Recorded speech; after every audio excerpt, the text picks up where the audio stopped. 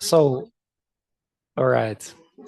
We are now being live streamed online on Facebook, and this is the second day of final forum of the Open4UA project, which is aimed at bringing open science to Ukraine at national, institutional levels in different aspects. So, dear colleagues, now we have what we call a lightning talk session to showcase projects which work on, let's say, the similar area as we do, or in some related areas. And we have actually a bunch of very exciting projects to be presented. And without further ado, I think that we should give a stage to some of them. And I think that we indeed ask everyone to be very short, right? Actually, it's a lightning talks, right? But nevertheless, we will show this to our audience here in Kyiv, and of course to wider audience in Ukraine.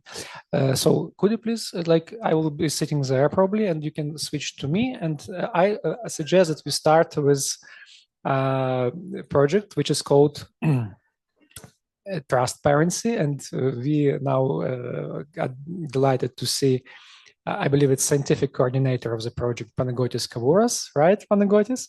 So please, yes. Stage is yours. Lightning talk number one. Okay, I think can you just allow me to share my screen, please?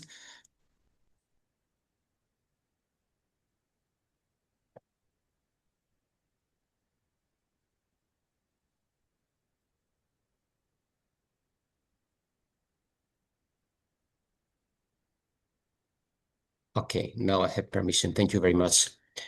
I guess that you can hear me and that you right now seeing my presentation in presentation mode. Thank you very much, Alexander. Thank you very much, the organizers, for the opportunity to present very briefly what transparency is about.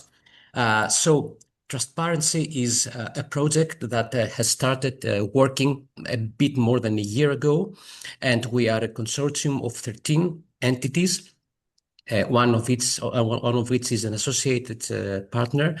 And with the two colors, you can see the partners that will run the activities of transparency throughout the duration of the project. And with yellowish color, we see our pilot testers. In total, we have 9 pilot testers.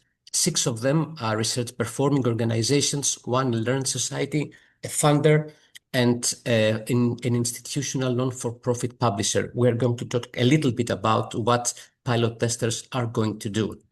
So we are a consortium that is quite spread. We have, as you can see, partners, pilot testers, as a matter of fact, that are in Brazil, in Ghana, in the Philippines, and we have also a quite rich stakeholder advisory board that brings about countries that are not necessarily represented as beneficiaries as well. So we believe that we have that global perspective in our project. So we also are quite closely connected, as a matter of fact, very closely connected with the Global Federation of National Reproducibility Networks. One of our liaisons with this important network is Alexander, that did the introduction. Of course, he's also part of Transparency and the European Network of Research Integrity Office. And these networks, these interested people for reproducibility and research integrity are very crucial in conveying the message and the aim that we would like to achieve. But what do we want to do? What do we have to do in the context of transparency? What we want to do is to funnel and to bring about to end users, universities, funders, publishers, interventions for reproducibility. So in order for us to have a complete suite of things that we are going to make things for reproducibility work, we is almost finished a collection of intervention practices that are structured in a specific way, and it will be a repository of reproducibility interventions. We have the training materials that convey information about what reproducibility is for different disciplinary epistemological contexts. And also it is a manual how to apply the reproducibility promotion plans that you see here. The reproducibility promotion plans are institutional procedures, step-by-step procedures that will help institutions, again, universities, research centers, publishers, and funders to apply the intervention practices that are here in the repository and adapt them to their specific institutional, administrational, disciplinary, and national contexts. So the way that we are going to do this is by having a three-stage work program. The first of which has to do with the collection of everything that is out there with regard to interventions on reproducibility, then to develop the first draft of the elements that I just showcased, and then go to the pilot testing. So everything that we are going to develop until the end of the summer is going to be tested in real environments for something like 7 to 8 months, and then a bit less than a year before we end with transparency, we are going, thus that red stage, the third stage, we are going to digest all the lessons that will have been learned from the pilot testing, and then deliver to the world, to our end users, the three elements that I described: the repository of reproducibility interventions, the training materials, and the reproducibility promotion plans. I'm just going to show you our 5 key insights that you can ask them from us.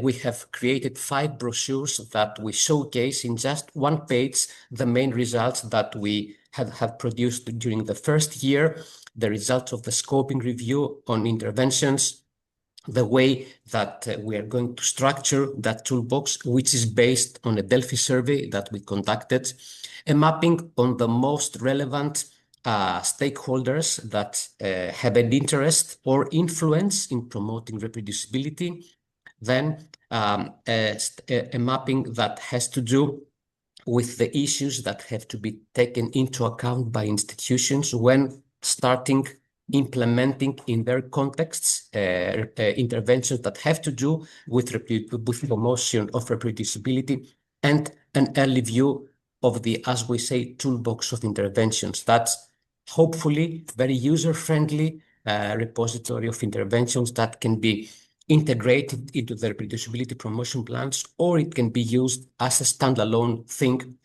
to inspire institutions about the existing solutions that are out there right now. You can read our deliverables here. And as a last slide, we would like to invite you and to welcome, and ideally to welcome you as well to join the reproducibility community at LinkedIn. You can see the link here, and I will send to Alexander to share that slides to you.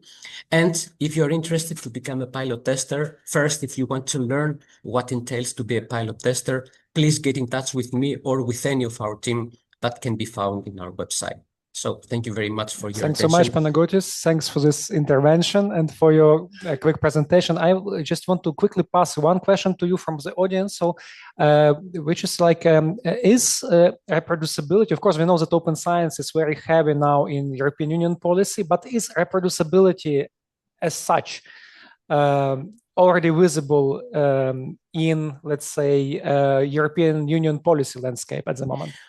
Well, it is, and I think a proof of it is that the European Commission has already funded 3 projects. We call them our mother projects that developed interventions or adapted interventions for reproducibility, and of course they did a lot of work on defining terminology that can be used on reproducibility. So already 3 projects. We have the transparency, which is a coordination and support action, as we say, that it has to, in a sense, funnel all this wealth of information and knowledge from these mother projects and beyond, of course, to end users. And we have other projects. We are going to hear about the Catalyst project, who is going to roll out interventions to actually, not to exactly pilot test, but to actually use this kind of interventions in different universities, and other projects that are coming, like projects that have to do with studies on direct replication. This is one thing. And I have to say that the more than 95% of the reproducibility interventions that we have found and our mother projects had found something like a couple of years ago have to do with open science practices. So in a sense, and I believe that talking about open science without talking about reproducibility is not, let's say, it does not reflect reality. I think, and I strongly believe that talking about open science, you also necessarily and naturally, in a sense, talk about also reproducibility. Many thanks, Panagiotis, and actually thanks for your intervention. And dear colleagues, please, because Lviv Polytechnic is also a partner in Transparency Project, so you are very welcome to ask questions, and I can share with you the contacts and materials Panagiotis was sharing. So many thanks once again, and let's keep in touch. Dear colleagues, I encourage everyone also to prepare questions. You can pass them to me, or I can give microphone to you. Dear colleagues, so let me pass, let's say, the mic, let's say, to Maximilian Frank, because Global Federation of Reproducibility Networks is something which is very well connected to the idea of Transparency Project, because it's actually a reproducibility network, global reproducibility network. And after Maximilian's intervention, we'll ask Yuri Tiding to present Catalyst. Okay, Maximilian, the stage is yours, please.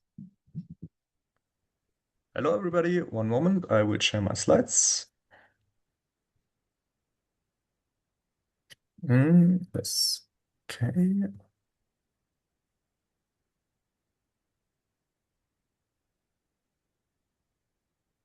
Yeah, this looks good.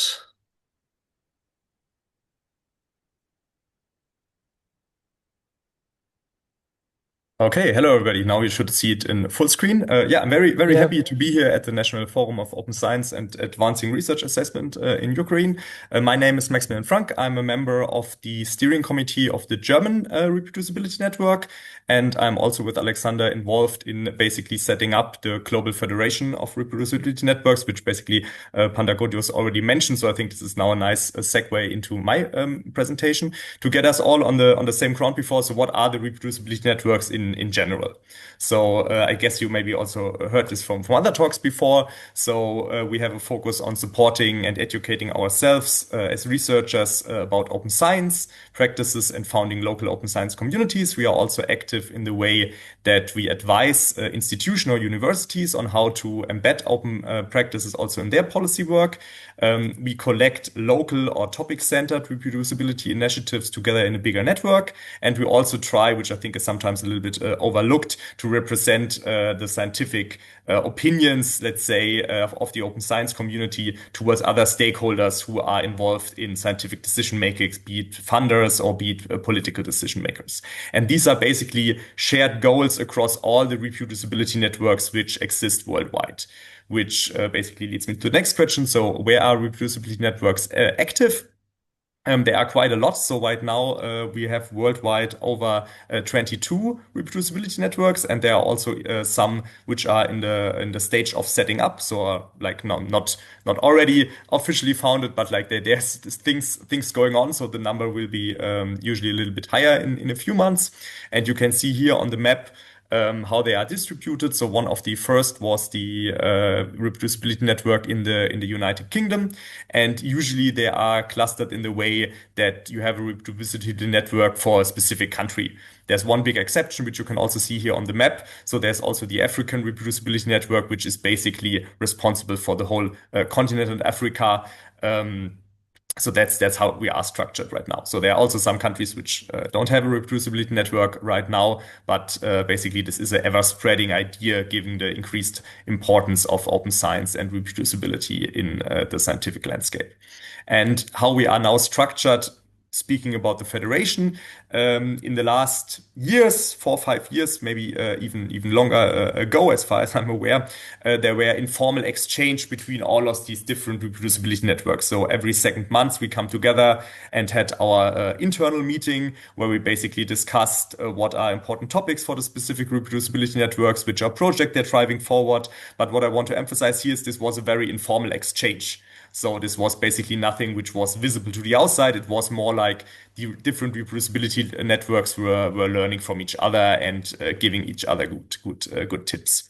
What we are now trying to build up, I think it's fair to say, since like the 1.5 years it was going into a more intense phase, we had increased urge for cooperation, which basically ties back to some of, I guess, somewhat obvious points. Of course, when there are a lot of reproducibility networks already set up in different countries, we can increase our strength in changing the scientific landscape towards more open reproducibility science if we're working together. We can also learn from each other best practices. So, of course, a lot of the reproducibility networks, they are built up on their specific communities, and this is always I guess a challenge to keep your community active and to keep your community thriving. So it's always good to see what works in other countries. One reason also to now setting up the Global Federation is, of course, an increased chance to getting also research funding for international projects, like, for example, transparency is one, which is set up of different international partners. And also we are interested in basically expanding our standing and our saying also in scientific related decision-making processes which are not tied to one country. So of course, the European Union is a big player. We have American science policy, which is not that easy at that moment. And they are also by definition supranational institution like the UNESCO, where of course it's also interesting when there is like a body which is basically organizing above the reproducibility networks and making the cooperation there increased.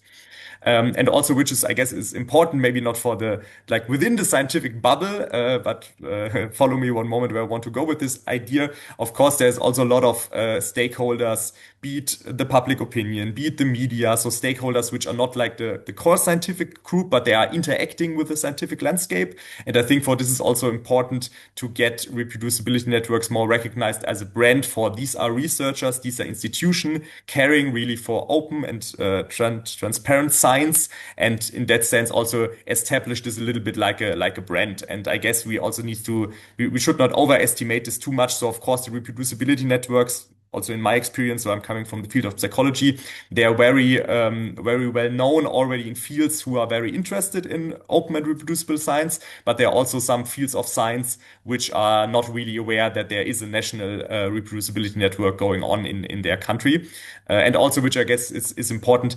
to add is the reproducibility networks, they are by definition cross-disciplinary. So of course they have some focus sometimes on social or life sciences, but they are by definition cross-disciplinary. So we really want to foster all the kinds of scientific fields who are interested in our topics.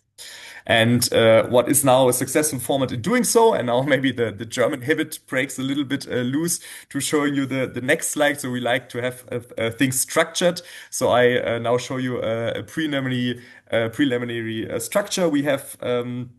We have in mind, again, the Global Federation is not set up yet, but these are the plans we want to go.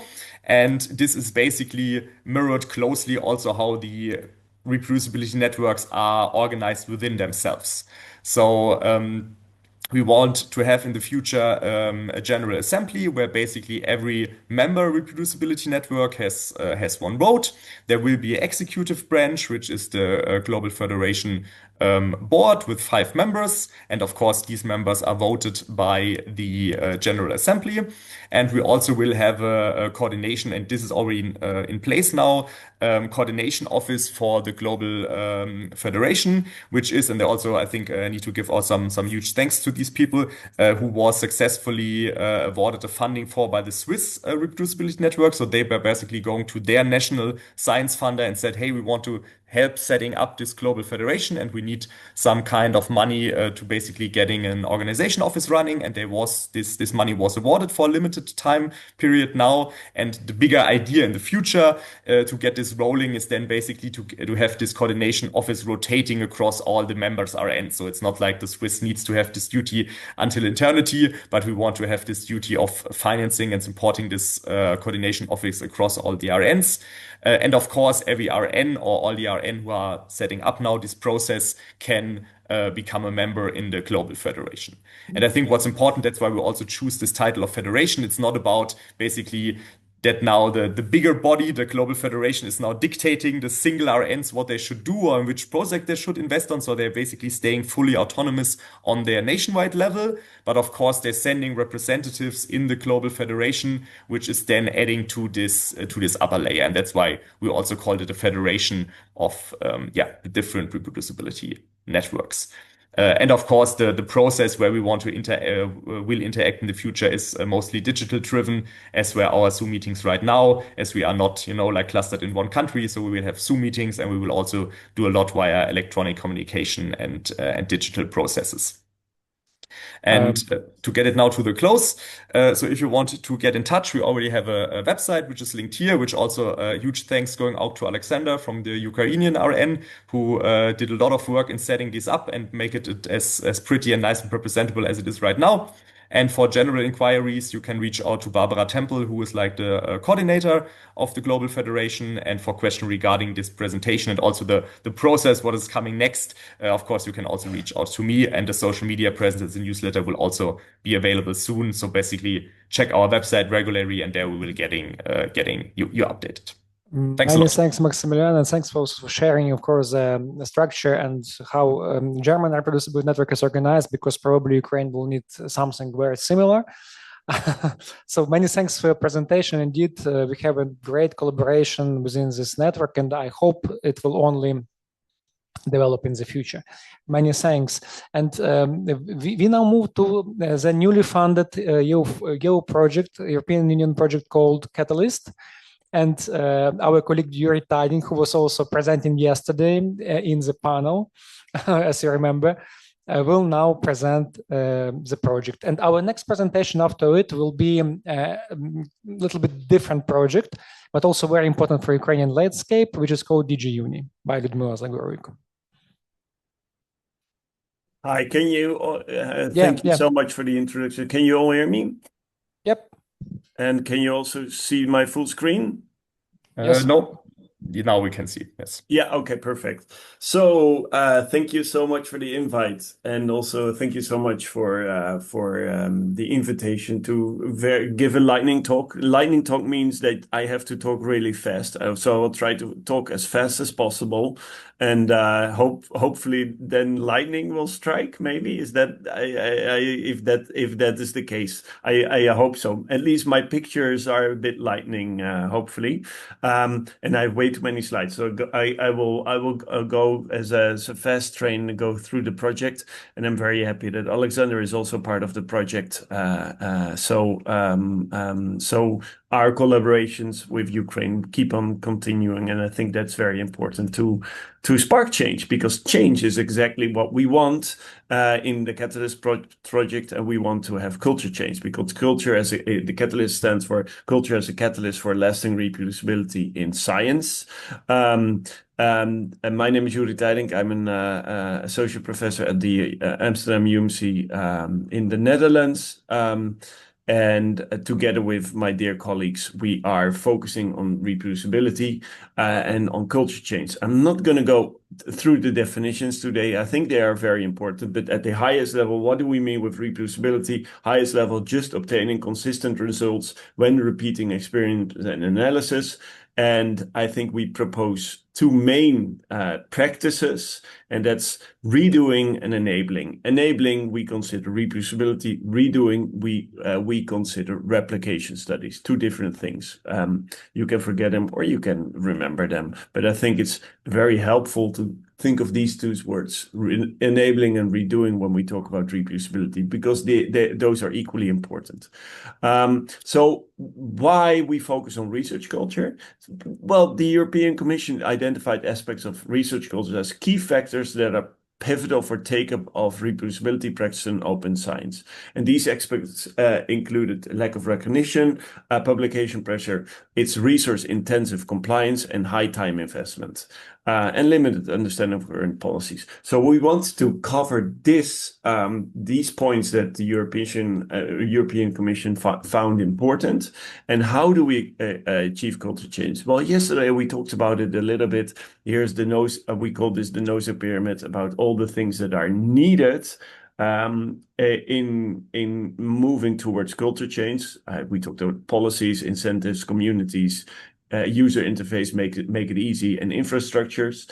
But what we added here is, well, if you want to change culture, institutional levels is important, and individual levels is important, and they get a lot of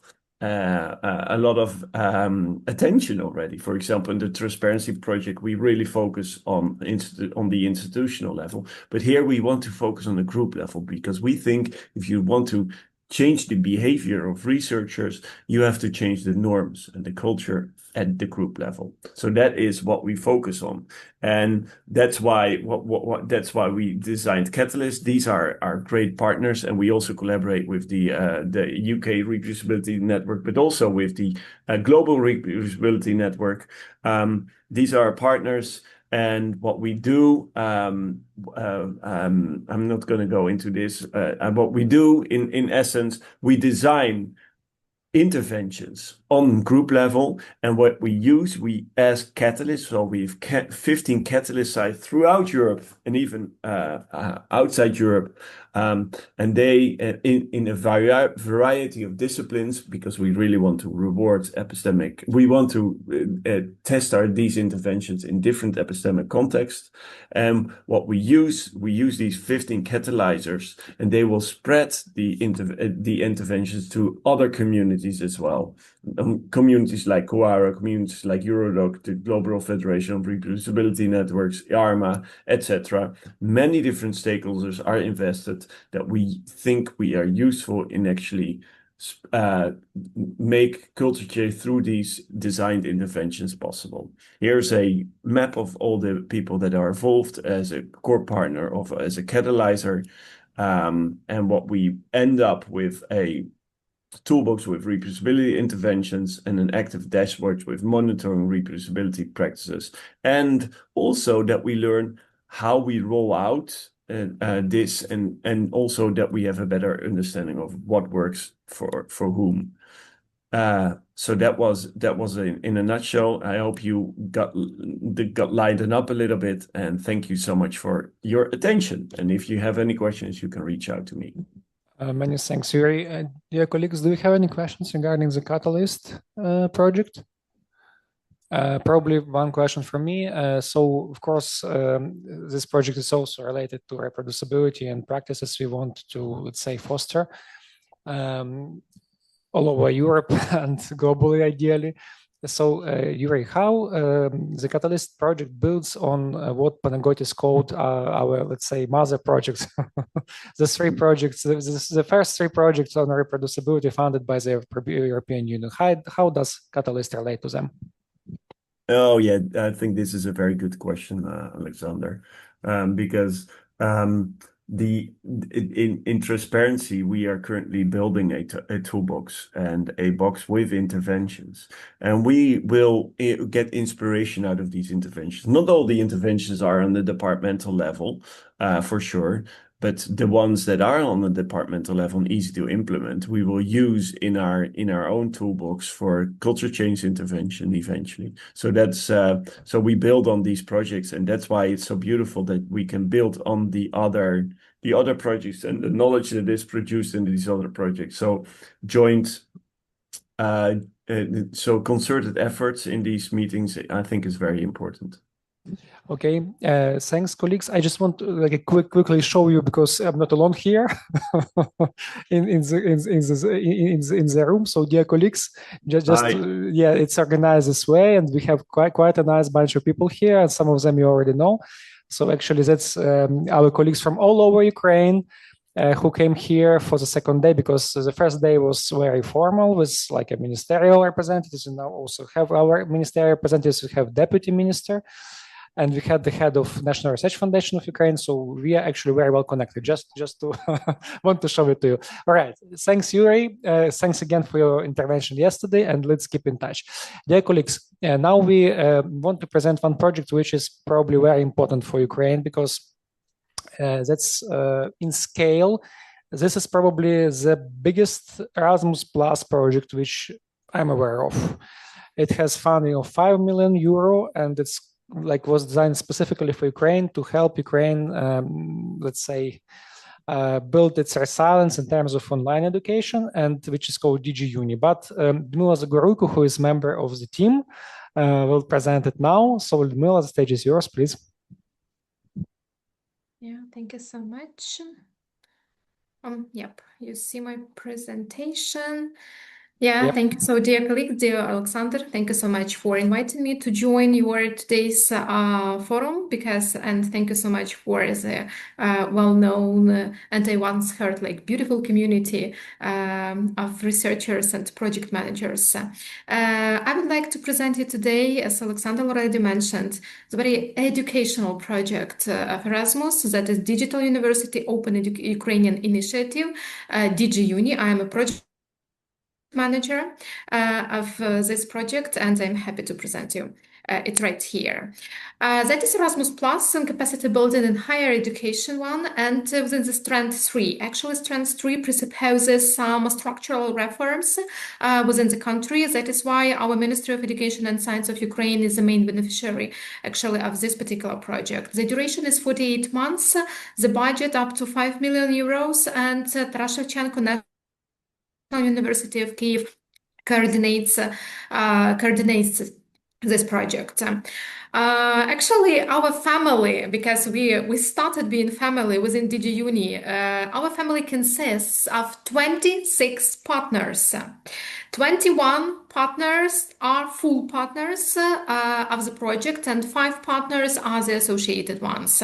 Here you could see the list of Ukrainian partners, and we covered all regions of Ukraine. There are 12 with some institutions as well, not only higher educational establishments or institutions, but with the Ministry of Education and Science of Ukraine, with the National Agency for Quality Assurance of Higher Education, and Ukrainian Association of IT Professionals as an NGO. And here you could find the list of 8 EU member state partners. That is why we would like to, we tried to cover our long-standing partners of our university and of other universities, Ukrainian ones, yes, that are members and partners of our project as well. And here you could find the list of associated partners, and we are very proud that Ministry of Digital Transformation is our partner as well. So 21 partners are full partners to the project, and 5 partners are associated ones. So that is why we are really proud that we have so large DG Uni family.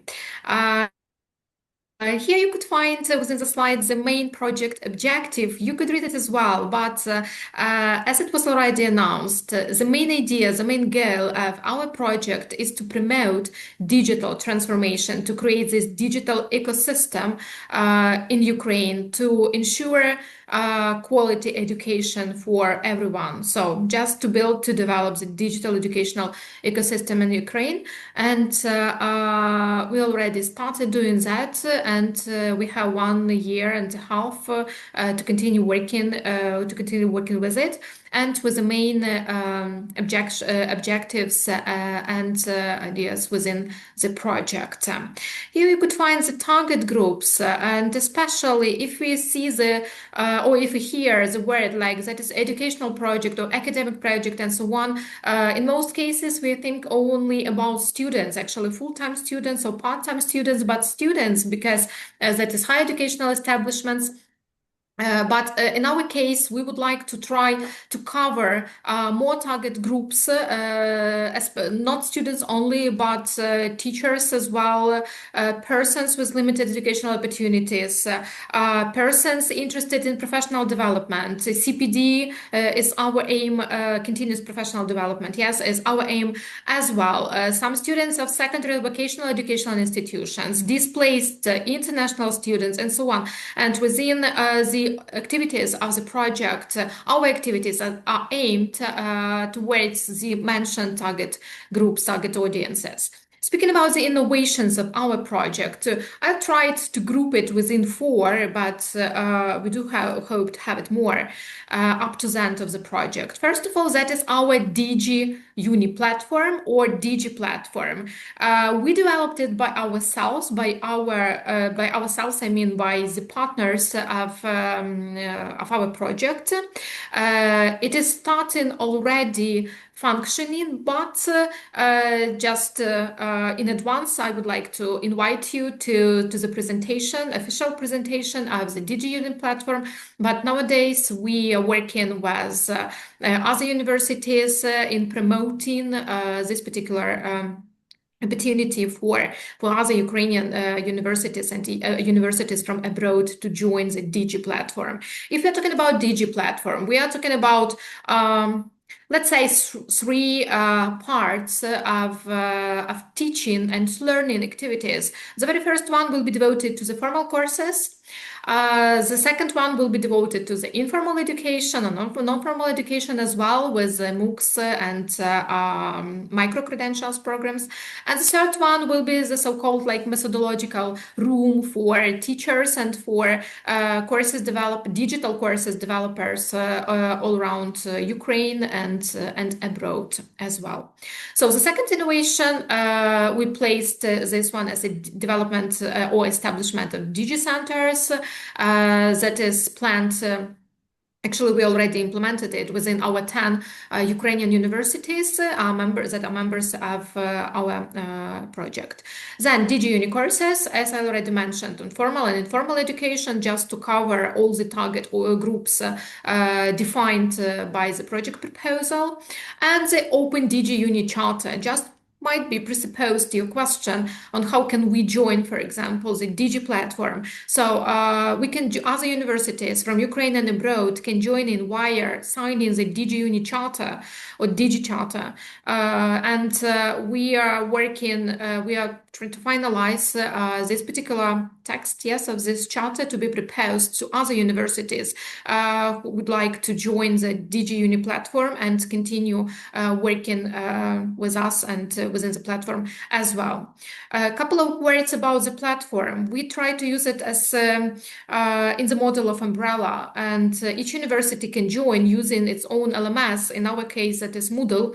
That is more comfortable and more oftenly used and widely used within our Ukrainian higher educational institutions. Under the umbrella of Digi platform. And here you could find some figures and numbers of what we are going to do, and or some numbers we already covered once, like 600, for example, educators trained and so on. I would like also to mention that one of the ideas and objectives of the Digi platform is to provide our students within the internal virtual mobility as well. Internal and external, we are developing the functionality of our Digi platform to do that, especially with the items and some requirements of recognition and so on. We are working within these the so-called normative documents nowadays. Yes, we are very ambitious. We are very enthusiastic about the work we do, and we will do for this 1 year and half that is left. And as for the timeline, starting of next year, next academic semester, second one, we are going to launch our pilot phase. As you presented, we do have 7 work packages as well, based on dissemination, piloting, quality assurance, project management and coordination, the development of digital educational ecosystem of Ukraine, and so on, trying to collaborate with other partners from outside our project as well, because we know that the digitalization and digital transformation, it's not the issue of only our Ukrainian education, but education from abroad as well. And we learn from our partners from abroad, and we learn from our partners from Ukraine, continue doing that. And just taking this opportunity, I would like to invite you to join our project, and we would be really happy to collaborate with yours projects as well. So thank you so much for your attention. Here is the link to our official web page of the project. You could find us as well within the Facebook or LinkedIn, and my personal email. So if you do have any questions, I would be happy to answer as well. Many thanks, Ludmila. Thanks for this intervention. Let me also tell you that now in this room there are colleagues from Mariupol State University, Tatiana Marena, of course, partners, and colleagues. Yes, it's also a partner of DigiUni project. So yeah, we are very well connected with you. And actually, I have actually one question with you, because I believe that you're using this Moodle technology, right? Moodle learning management system. Have you considered other systems, and why you still stick with Moodle for this? Because that is a widely, it was defined as, we did some research asking our Ukrainian partners, what do you use? And actually, you know that we have, our teachers have academic freedom to use any LMS that would be more comfortable to them. But according to the responses, Moodle was the most widely used LMS within our DigiUni partners. So that is why we based on that. It would be quite easier to launch our Digi platform via Moodle. All right. Thanks. Good luck, Ludmila, because it's indeed a flagship project for Ukraine. So I hope that it will be a success. All right. Thanks, dear colleagues. I see that we have Stefania Kimilou from Web2Learn, and I believe she has probably even several projects to present. But before we start, dear colleagues, do we have anyone from Secure2 project and Spoznai project online? If you are here, could you just say hello so we know you are here? Okay, no, then Stefania, please, the stage is yours. Thank you so much, Alexander. Hello, everyone. I'm now sharing the screen. So, put it full screen. I think you can see it now. A moment. Okay. Hi, everyone. My name is Stefania Economou, and together with my dear colleague and CEO of Web2Learn, Katerina Zuru, we would like, first of all, to thank Alexander for the kind invitation and the organizers of the Open4UA forum. It's a great honor for us to be here and present a few of our projects for Ukraine. See how open science is operationalized in action, in practice, with communities on the ground, within and beyond the academic circles. So with no further ado, I'll try to keep it short. A few words about our team. We are Web2Learn, a Greek R&D company based in Thessaloniki, and for over 12 years, we've been ideating and implementing EU-funded projects that place communities in the center and empowering them through open science and open innovation. And we are currently working on 15 EU-funded projects. We are a team of 8 expert staff members, and we're very happy to collaborate with the universities across Europe, but also with schools, vocational centers, etc., and being active in EU grants. Here, a brief overview of our 9 projects for Ukraine. So since the Russian invasion, we've been very active in ideating projects to support our Ukrainian colleagues, but also Ukrainian communities, to address socio-educational challenges in the country, but also connect them with people in the diaspora, so Ukrainians, researchers and students that have fled the country, and try to do so through participatory approaches. It has been difficult to select some of the projects to briefly present today, but we opted to give an overlook in 4 of them, 4 ongoing projects, where you will see that in this open science ecosystem, we particularly love to work with open innovation, so with participatory ways to include academic research communities with wider society for greater impact. So the first project we would love to showcase is Cellum, which now focuses on libraries, university libraries, and trying to empower them as hubs of crisis response. So how can libraries in these emergency settings work with researchers, but also with citizens? So anyone, no matter of its socio-educational background, to provide solutions to social problems. In our action in Greece, we are happy to collaborate with the Pantheon University library, but also with other public libraries to create open audiobooks for print-disabled learners. And we would particularly love to showcase this action. It is very concrete. It's very, in our eyes, meaningful, because we see how a pool of people, volunteers, you see 86 volunteers have already recorded more than 684 pages. We have 4 Greek libraries involved. It's a participatory action open to all. And what we would like to highlight here also in relation with Ukraine is like the war has created, unfortunately, many health problems also to the population there. So academic libraries, which are open knowledge hubs, really need to also focus on how to address those issues and how to make open knowledge accessible to all learners. So this is also the case we would like to showcase. This is an Erasmus Plus project, higher education sector, coordinated by Tartu University, and it is ongoing. And I would love to hear from you and also stay connected with other Ukrainian colleagues about the sustainability of this action. We are currently working with the Greek libraries on how to make this low-cost, sustainable action for the libraries to replicate this model also beyond the project. So how they can still create meaningful open knowledge results and initiatives with citizens beyond the project funding period. Now, in the world of culture, we have Esther project. We are very proud to co-ideate this project, which aims to safeguard Ukrainian cultural heritage.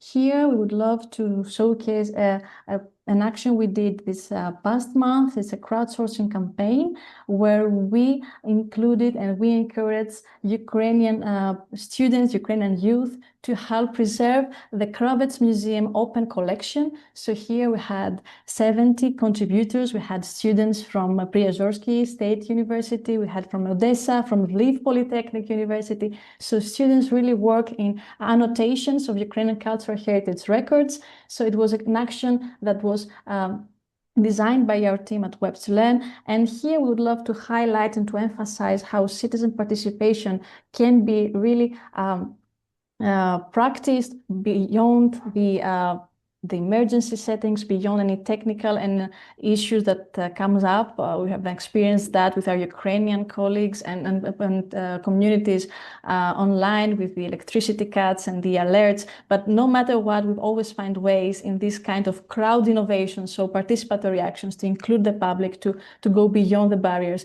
and of course involve them in ways that make them feel empowered and make them feel that they can do something for their culture and for their heritage.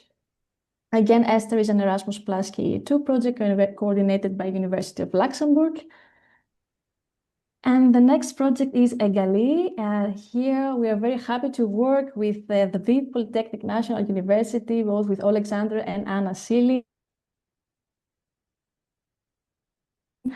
Here is a project that targets refugee students, including internally displaced ones in Ukraine. So our activity, our action here together with Lviv Polytechnic is to really create an online community of Lviv Polytechnic alumni, students, but also the ones who have fled the country. So we want to reconnect with the students outside Ukraine and create this online hub where they could connect through open innovation and entrepreneurship activities. Our Web2Learn, we will develop master classes and business academia matchmaking events. Of course, all this ecosystem of empowering the students, give them more opportunities to connect with the startups and people from academic sectors in Ukraine. So making bridges with people who have fled the country, but also those still in need. And we would also lead to a hackathon challenge we will organize together with the students in this online community that will be sustainable in a way that the Lviv Polytechnic will keep working with this community after the project ends.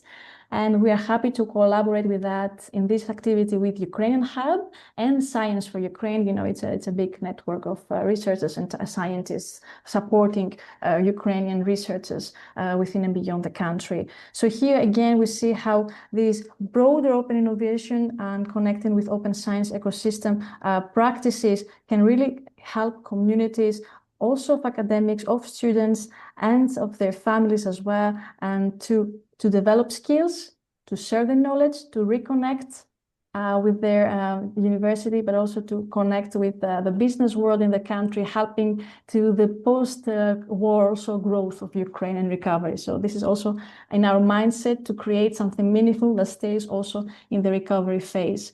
Again, this is an Erasmus Plus project in higher education, here coordinated by the University of Paris 8.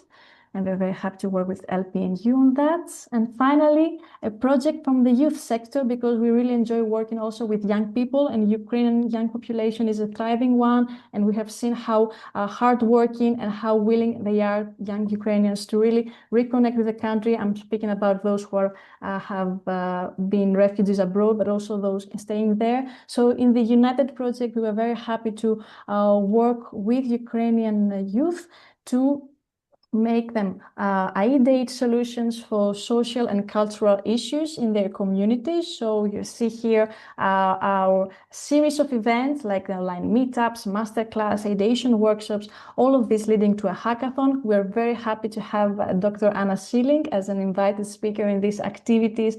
And of course, make sure that all these activities are accessible to Ukrainian speakers. So this is why they are delivered in Ukrainian language, also the materials as well. And hopefully we would like to showcase here how youth engagement is also a cornerstone for a country and the need of Ukraine right now, and how open innovation, making this circle of knowledge and innovation open to everyone, can really empower people in practice. I mean, developing also connections. We have seen Ukrainian youth being more open, being more willing to engage in teamwork, have great ideas, and connect them with the right people to make these ideas move on in real life. Thank you so much for your attention, and wishing peace. Thanks, Stefania. Thanks so much. Actually, I was expecting several projects. I wasn't sure it will be 4 ongoing, but all of them are, of course, connected to Ukraine. So many thanks for supporting our country and our academic community with these amazing initiatives. Dear colleagues, any questions to Stefania? No? All right, thanks a lot. Thanks a lot for this. Dear colleagues, now we have like in-person participation and it's a very special project for us as well, because we have Yulia Kotsukoin from our Institute for Biology. She will, of course, present herself, but this project is about ocean. In Ukraine, there is no ocean, as you know, but nevertheless, we are also participating in it. And very important thing to be now highlighted, that's a very concrete example of citizen science in Ukraine. And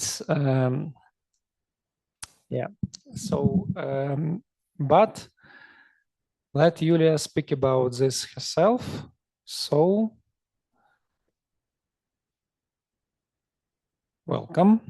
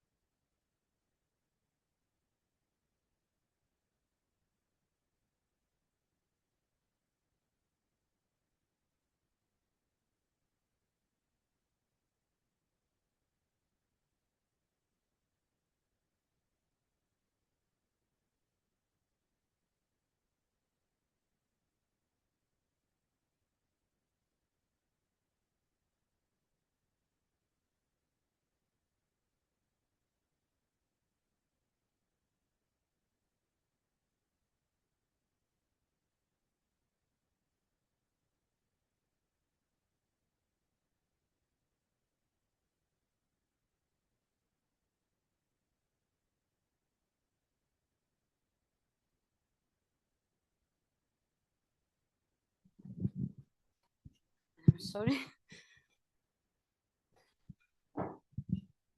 So, I am Julia Kutsukon from Schmalhausen Institute of Zoology of National Academy of Science of Ukraine. And I want to present brief information about citizen science instrument, which named Minka.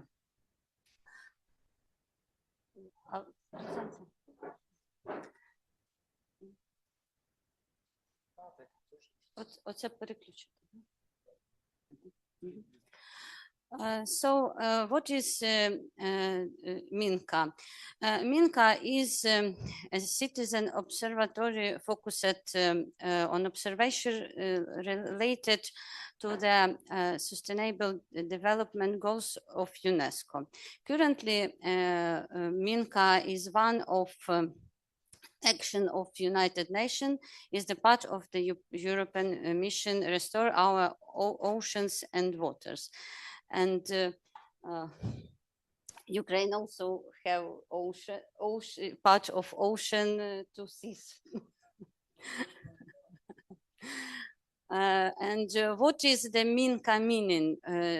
This collective work for the community, and I can to say that in Ukrainian language we also have such words, toloka. So now Minka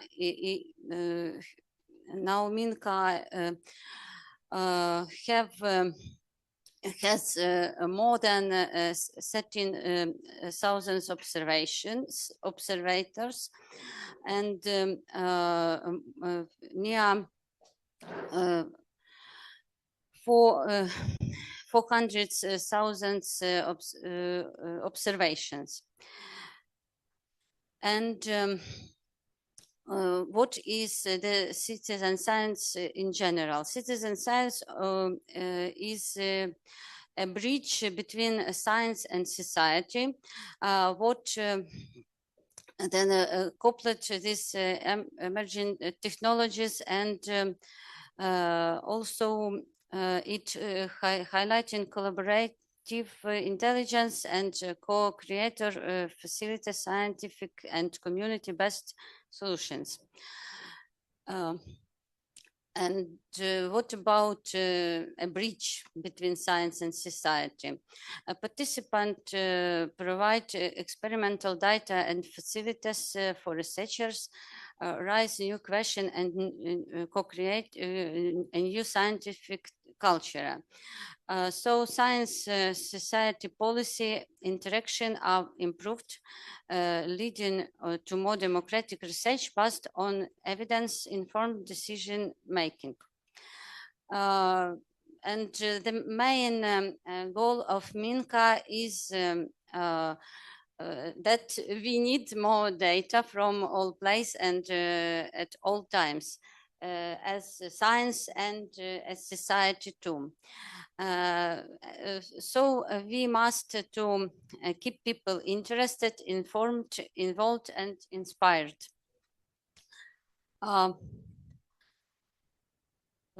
So the participation of citizens in environmental monitoring and governance is the main goals of Minka too. And you can see our next points. And what about how does Minka works? In this project, we can register our observation, get it to system, and share with the community.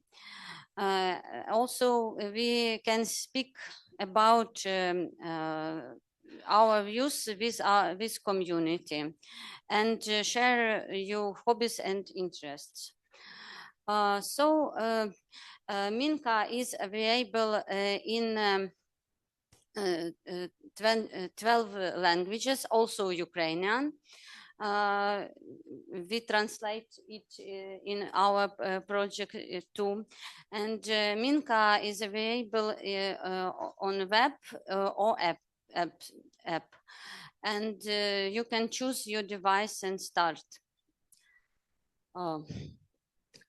Minka can help you to keep a record, connect with community, learn and contribute to science, create project for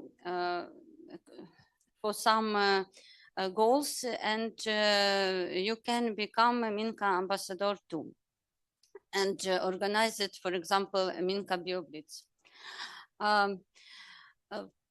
Minka, if you want to do your journey with Minka, you can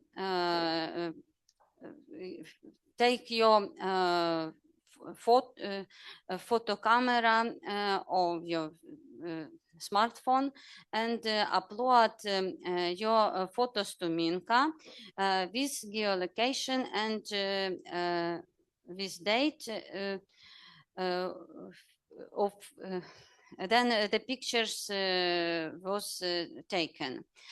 You can upload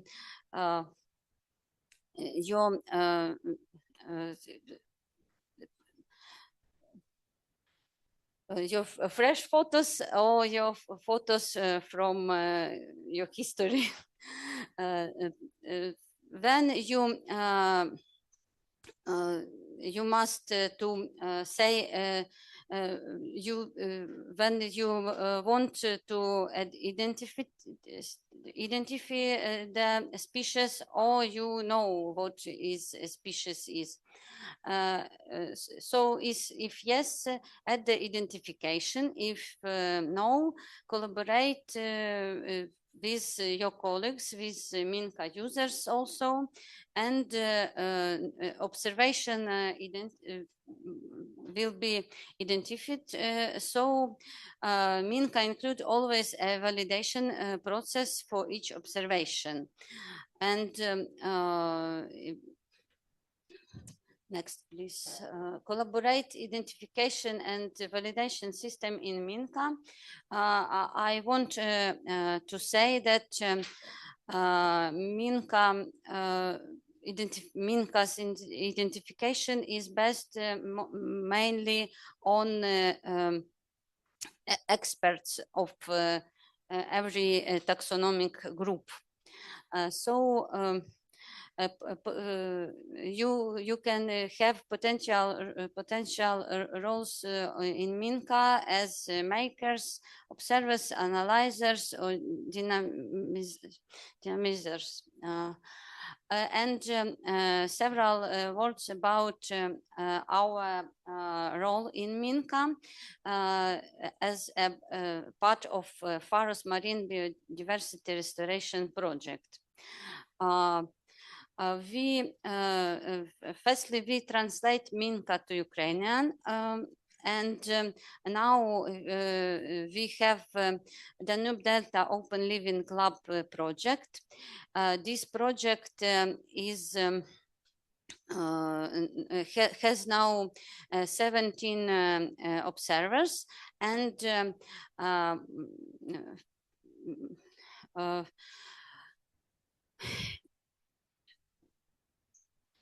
a lot of species, and also near 30,000 observation.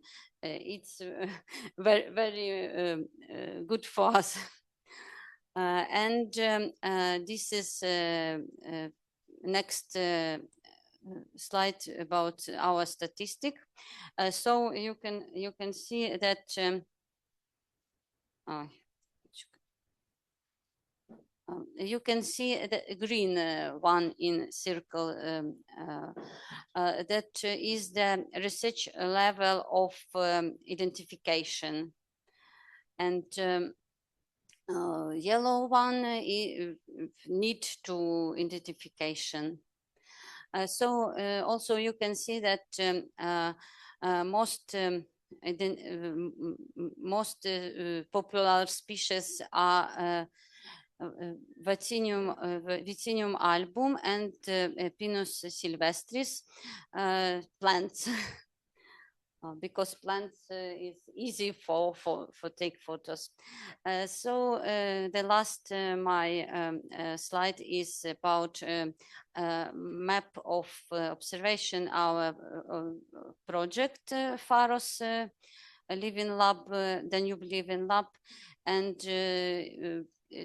it takes to 4 countries: Ukraine, Moldova, Romania, and Bulgaria. So we go in Minka forward. It's about Minka web page and partners. Thank you.